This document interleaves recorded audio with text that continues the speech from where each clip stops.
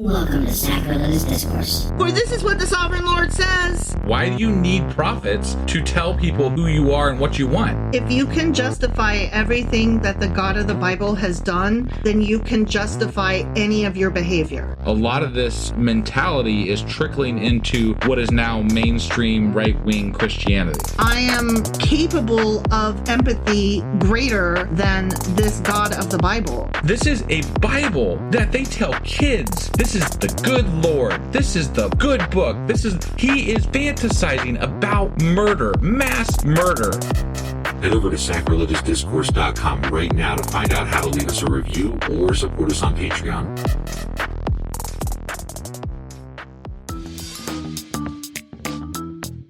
Hey there, sinners and saints. It's your favorite Bible-bashing duo from Sacrilegious Discourse, and we need your help. That's right, folks. We're raising funds for some heavenly equipment and a studio that doesn't sound like it's in the depths of hell. Our current setup, let's just say it's more apocalypse than audiophile. So if you want to hear us dissect the Bible without the background noise of demonic squirrels, chip in a few bucks. We're aiming for $5,000 to upgrade our audio and build a studio worthy of blasphemous banter. Donate today and help us spread the good word of atheism. You can find a link right on our homepage, sacrilegiousdiscourse.com. Every dollar counts. Even if it's from your collection plate.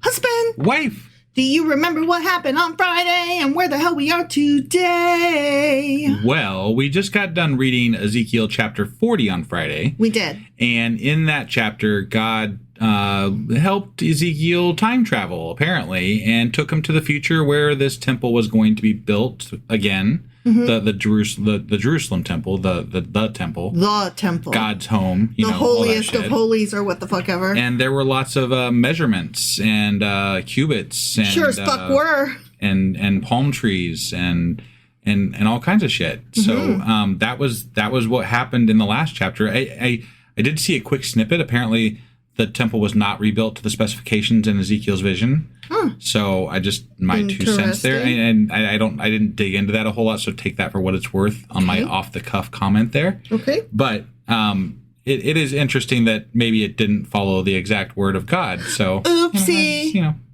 Anyway, that was Ezekiel chapter 40. Sure as fuck was. Which means that today we're getting into Ezekiel chapter 41. All right, let's do this. Okie dokie.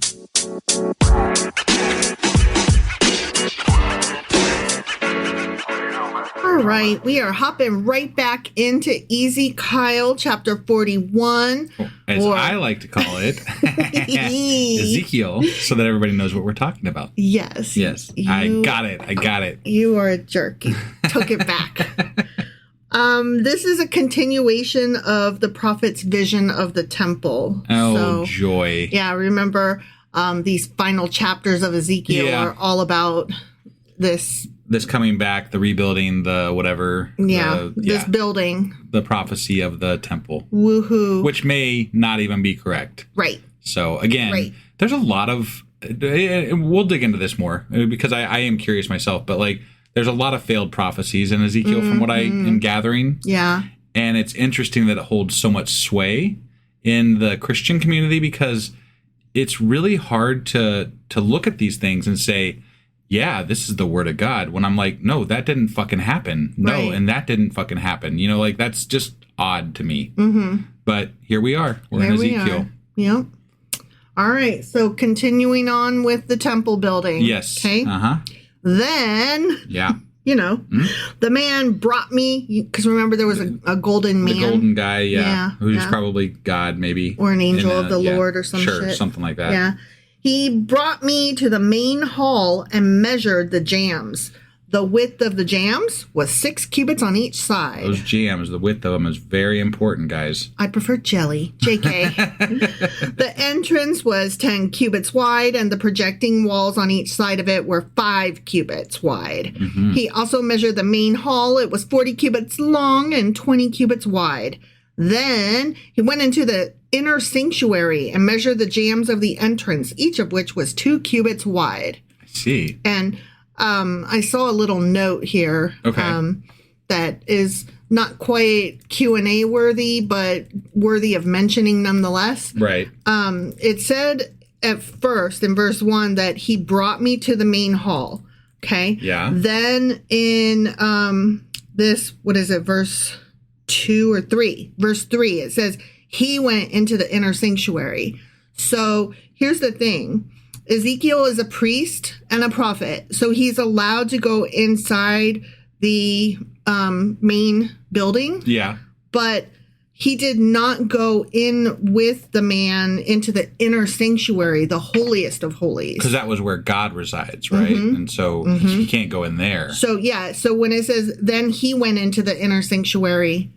Do you wonder, like, okay, so somebody has to build this, right? Is God going to build that inner sanctuary?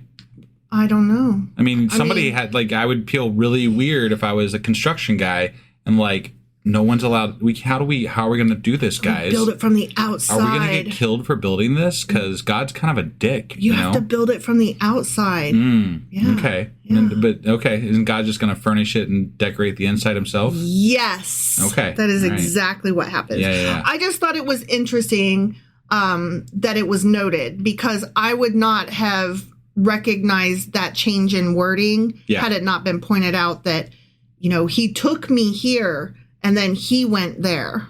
Got it. Yeah. So I do want to a little, like, just slight change of wording. Right. I do want to point out, because we are in the midst of talking about this temple that is going to be rebuilt in Jerusalem, and it's supposed to be the next iteration, right? He went ahead, I think it was 25 years, right? Like in the vision? I don't remember. It was something like that. So regardless, this temple was never built to these specifications. So, I mean, I looked it up just to make sure, because the thing I saw was just like an offhanded little comment, but I looked it up as you were sitting here talking, and this temple was never built to these specifications. There was another temple built, but so these specifications mean absolutely nothing. Right. This whole prophecy means nothing because they didn't build it to those specifications. So it's not God's temple. If this is the case, that was never done. Right. And they would just say, yeah, it wasn't done. It's still yet to come. Yeah, just but like except that I distinctly remember, I think it was in the last chapter, that they said that God took them forward like 25 years. And I could be wrong about that, but it's something I'd be interested in digging into. I don't remember that, so. Right. No, I'd like to see that in the Q&A at the end of the week, but I feel like this is a very, very, very failed prophecy again in Ezekiel.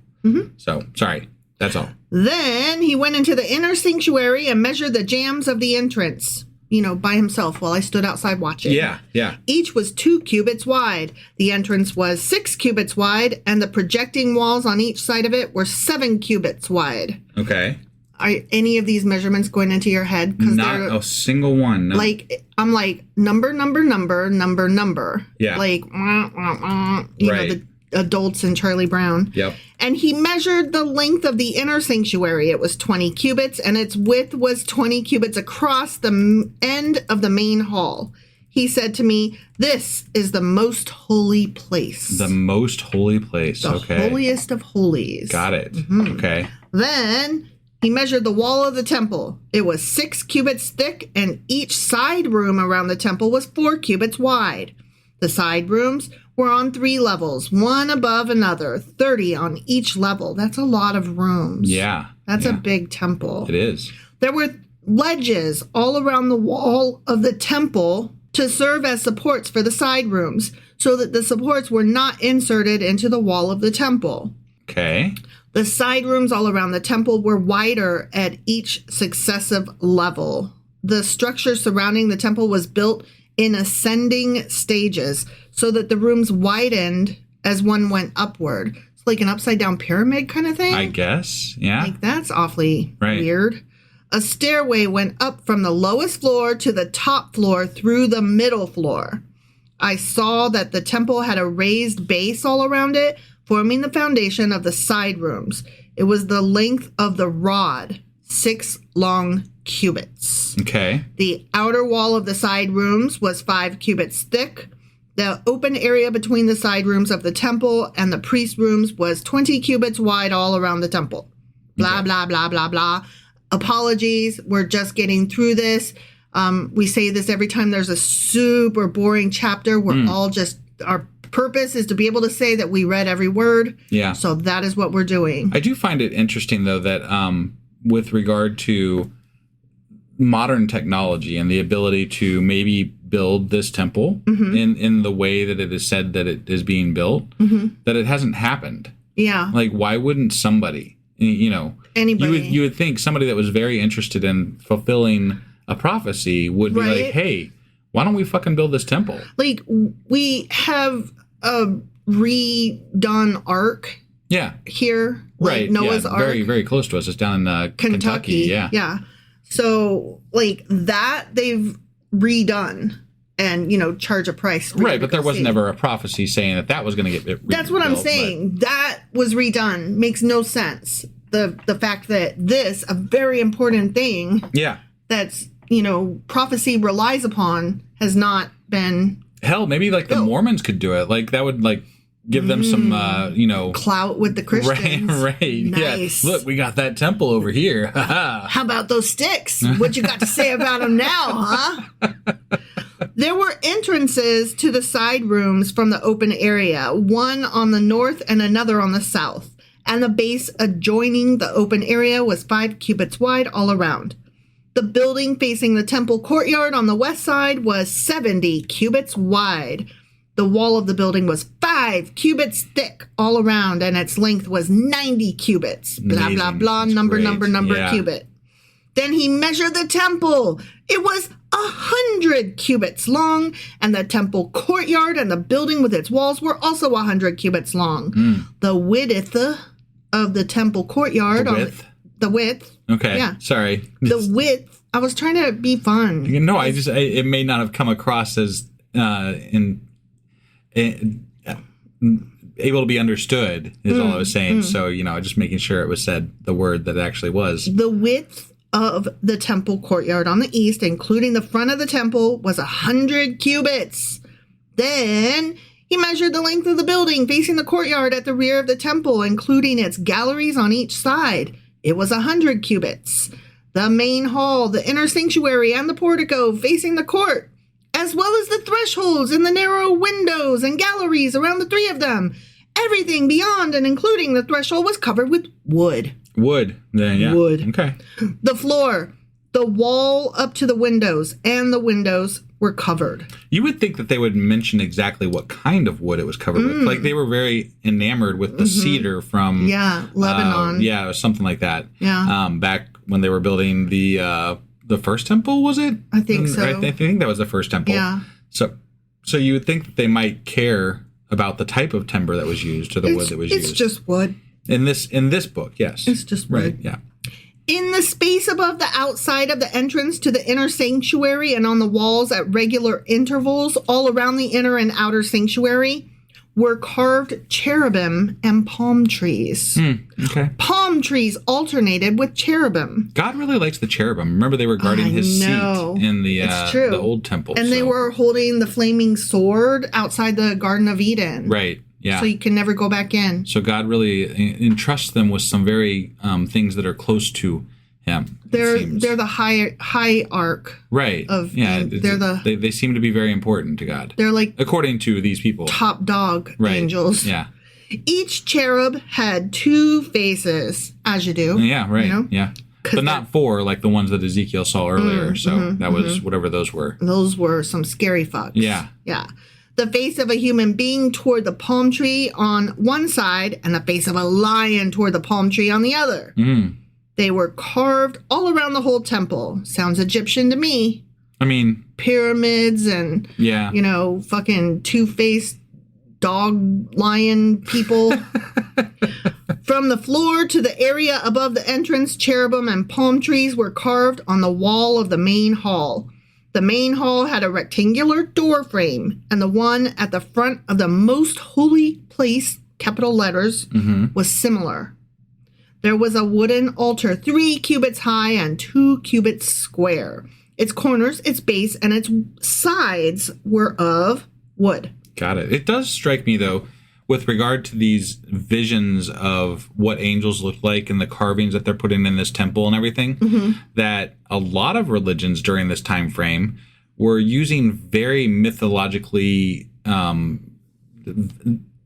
things that were very unique as far as they're definitely not human, but they are based on some type of human thing, but they incorporate animals and they incorporate just weird things that obviously are mythological or godlike, right? They're like animal-faced humanoid things that also have wings and do strange shit. And I was aware that it was present in, like the Greek and Roman gods, and I was aware that it was present in the Egyptian gods.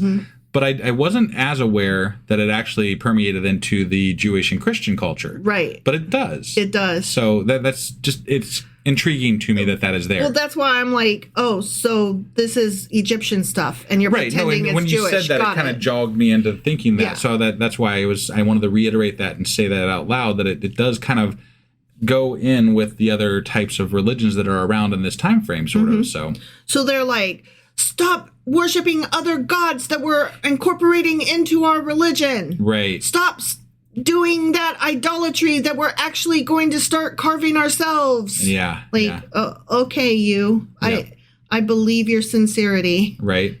You keep talking that shit. The man said to me, "This is the table that is before the Lord." Okay. Both the main hall and the most holy place had double doors. Each door had 2 leaves, 2 hinged leaves for each door. Okay. And on the doors of the main hall were carved cherubim and palm trees like those carved on the walls. Amazing. And there was a wooden overhang on the front of the portico. Yeah. Snazzy. Yeah. On the side walls of the portico were narrow windows with palm trees carved on each side. They love them some palm trees. They did like the palm trees, apparently, yeah. And not the pomegranates this time. No, but the palm trees, yeah. And the other things that were, was it the almonds were very important? Or was it almonds? Yes. Yeah, because that was part of the Moses stick or whatever, right? Yeah. Yep. The side rooms of the temple also had overhangs the end. Ah. Wow. Okay. Sick. I really, there's really nothing to say about this chapter. It's fucking blueprints, and there's not really, the only thing fun is that this temple has not been built, you know? So, and I did a little bit of searching while we were in the episode just to clarify some ideas. So there's a lot of people that think that it's a far off prophecy. It's not. And that's what I said. Yeah. That's what apologists would say. So in the 25 years was something that was in that first, in the chapter 40 chapter, but that was when he gave the prophecy, not when he saw what was happening. So just to clarify, I did look that up. So it is, I guess, hypothetically, insofar as visions are concerned, it's a possibility that this just hasn't happened yet, I suppose. But it's interesting that somebody hasn't said, nah, we're going to make this happen. Well, and that's what I was saying earlier. Like, wouldn't you just, like, make this prophecy come true? Why wouldn't you, Yeah, right? Check the box. There, done. Yeah. Another prophecy God proved was correct. right. Yeah. Yep. But apparently it's just not that important to people. I guess. Weird. Yeah. All right. Well, that was Ezekiel chapter 41. Sure as fuck was. Which means that tomorrow we'll be back with Ezekiel chapter 42. All right. We'll see you then. Bye.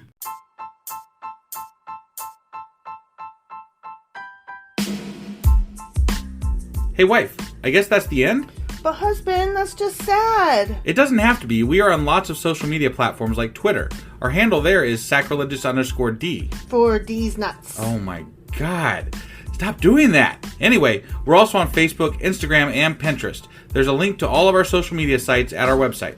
Ooh, we have a website? Yeah, it's sacrilegiousdiscourse.com, where you can also find a link to our merch shop.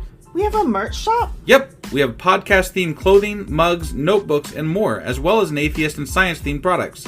Wow, our fans should really go check that out right now. Definitely. They can get in touch with us by sending an email to sacrilegiousdiscourse@gmail.com. But before they do that, we could really use some help. Oh yeah? With what? Well, it's not free running the podcast, and we need some financial support in order to get better equipment, which will free up time so we can concentrate on our podcast and our fans. Okay, so what should they do? head over to patreon.com/sacrilegious discourse and sign up as a contributor on our podcast. Supporters there receive additional bi-weekly episodes that we record just for our Patreon members for as little as $2 a month. Also, we'd really appreciate it if you would like and subscribe on whatever platform you're using. And Apple Podcast reviews help us out tremendously. Like and subscribe. Leave an Apple review. Join us on Twitter. Support us on Patreon. That's a lot of instructions. Don't forget to say thanks. Thanks. Okay, bye.